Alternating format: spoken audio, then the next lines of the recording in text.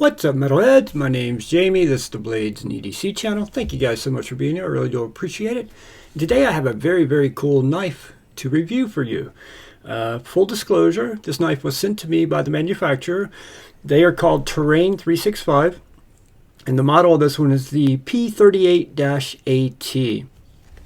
And I contacted them to see if they had a review sample I could check out. They did not give this to me. I have to send this back to them after I'm finished with this review.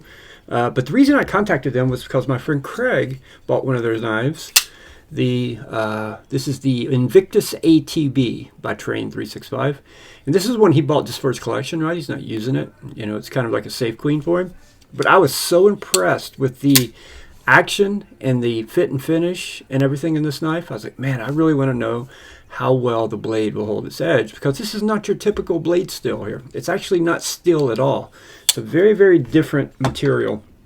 Before we get into that, let's do a couple size comparisons and go over the specs. Overall length of this knife is 7.5 inches. Blade length is 2 3/4 inches. Blade thickness is 136 thousandths. Weight is 3.9 ounces. It is on caged ceramic ball bearings. Everything is titanium, and I'm not sure about the hardware. I think it's titanium also. I know it won't rust. But you have carbon fiber overlays here, which feel really nice.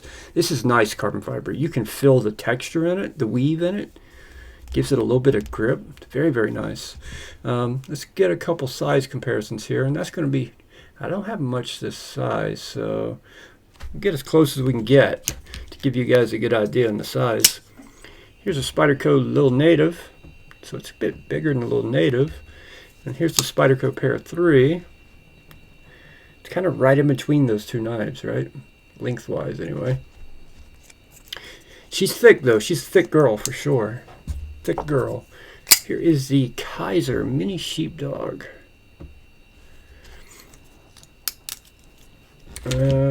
Here's a Tactile Rockwall.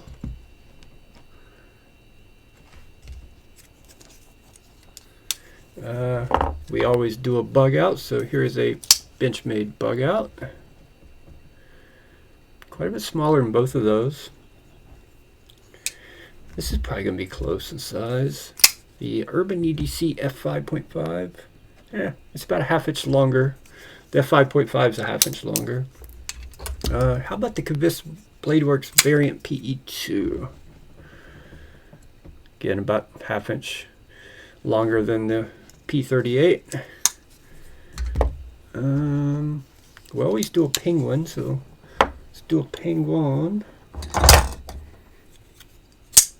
There's the QSP penguin. Let's put it down here. And let's do a quiet carry drift.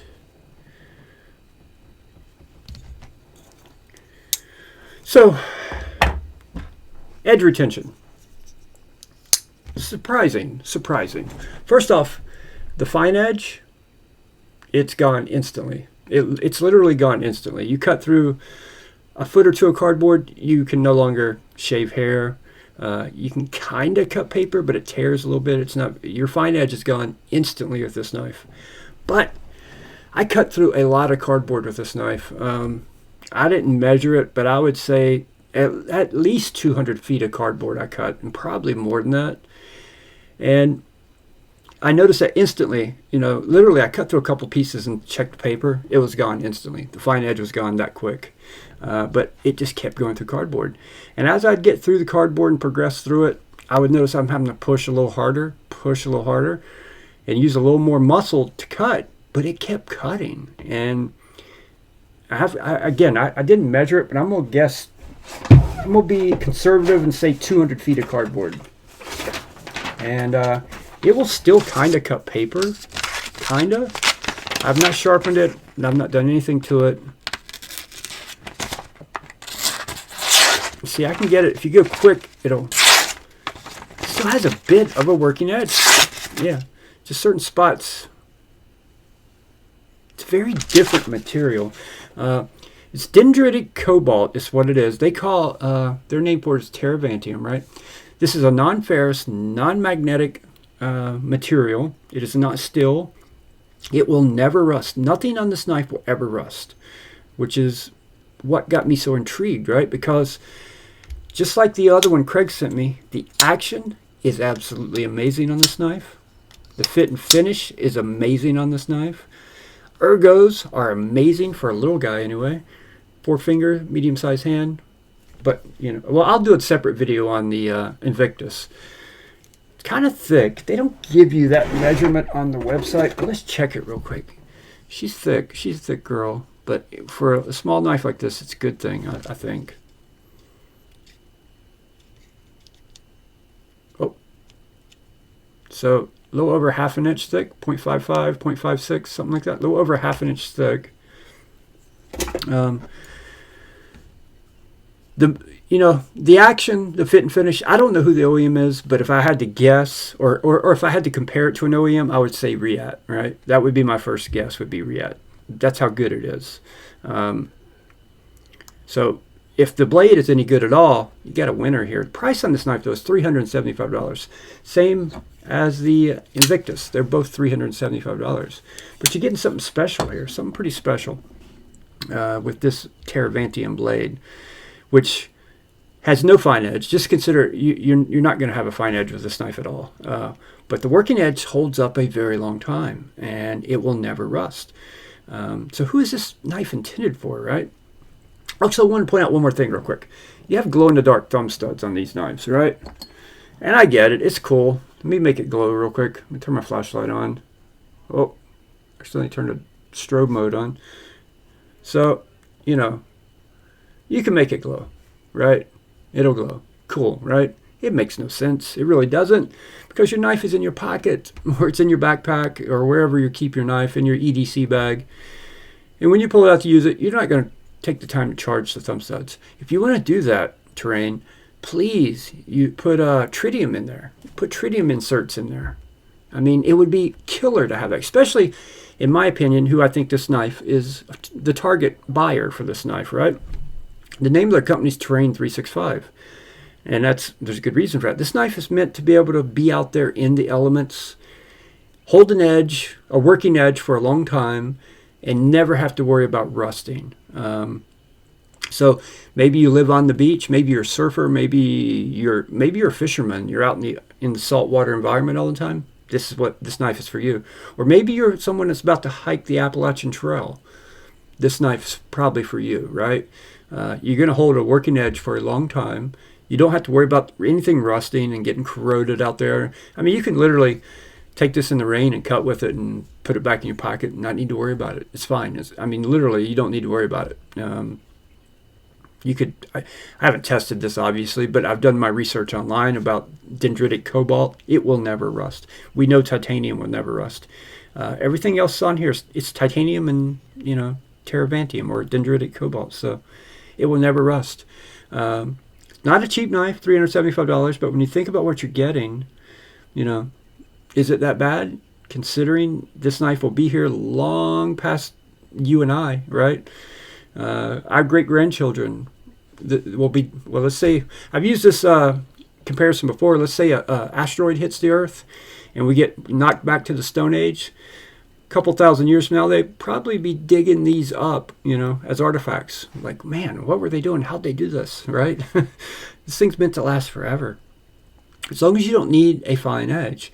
If you need a knife for a fine edge, for whatever reason at work or for whatever reason, this is not the knife for you. None of their knives are going to be the knife for you, because you get no fine edge with this blade material. You do after you sharpen it, after you put an edge on it, it's fine until you cut one piece of cardboard, and I'm not exaggerating. One piece and that fine edge is gone, but it will just keep cutting through the cardboard. As it goes, you have to put a little more effort into it, but it'll keep going. What are some other options? The only other option I can think of, for this knife would be something like the quiet carry knives, right? With Van Eyck Super Clean. They say Van Eyck Super Clean will never rust, and it shouldn't, but under certain environments it could rust, right? It is still a type of steel, right? But it could possibly rust. Depending on, what you did to it, the odds are low that this knife is ever going to rust, but it's possible, right? Because of the blade. It is not possible with this knife. This knife will never rust. Nothing on this knife will ever have a speck of rust on it. And it holds its edge for a long time. And you sharpen it just like you sharpen a super steel. Use diamond stones, sharpen it up to a 600 grit, maybe 800 grit diamond stone. No need to strop it whatsoever. Just take it to a nice working edge and go. Yeah, I'm super impressed with it, to be completely honest with you. I think most of us knife collectors, though, we look at a knife and, you know, we want to get it as sharp as we can get it. We want that freaking hair popping edge, right? Hair splitting edge. You're not going to get that with this, but that's not what they're targeting. They're targeting people who are out in the elements. This knife is, like I said, if you're a long distance backpacker, their knives are for you. But there is one downside to the backpacking part of it, right? I used to do a lot of backpacking. When you do long distance backpacking, you count every ounce. I mean, you literally are cutting weight everywhere. You're taking stuff sacks and getting rid of them and just put stuff in your backpack. You're researching your tent to get the lightest weight tent you can get, your lightest weight sleeping bag for the temperature you need. I mean, you're literally counting every ounce. One thing I can say about their knives are they're heavy. You know, this is a 2 3/4 inch blade and basically a 4-ounce knife. I don't know that Terravantium is heavier than steel, but I'm assuming it is. But honestly, you got some pretty thick titanium here, thick backspacer, thick pocket clip. So, you know, one thing I would like to know, how thin can they take this material? I don't know that. I don't know the answer to that question. But if they could take this material down to, you know, drift thickness and it still perform the same, and thin up the thin up the titanium and maybe even get rid of the backspacer, cut the weight way down, this would be a backpacker's dream. It really would be. The only thing that would keep a backpacker from buying this over, say, a drift or even a bug out, right, is the weight. 1.9 ounces, look how much cutting edge, 4 ounces. Big difference, right? I would love to see them try to, you know, do a model and cut the weight down as much as they could and take the blade stock as thin as they could possibly take it, because I don't know how thin you can go with this stuff before it doesn't perform right. It's pretty thick behind the edge. You do have a flat grind here. It's not a hollow, so I haven't measured behind the edge thickness, but it's not the thinnest. I'll see if I can get it real quick. I always struggle to do this, to get it to stay where I want it to stay. I use plastic calipers so I don't scratch the blades, but the downside to that is the plastic does not want to stay very well.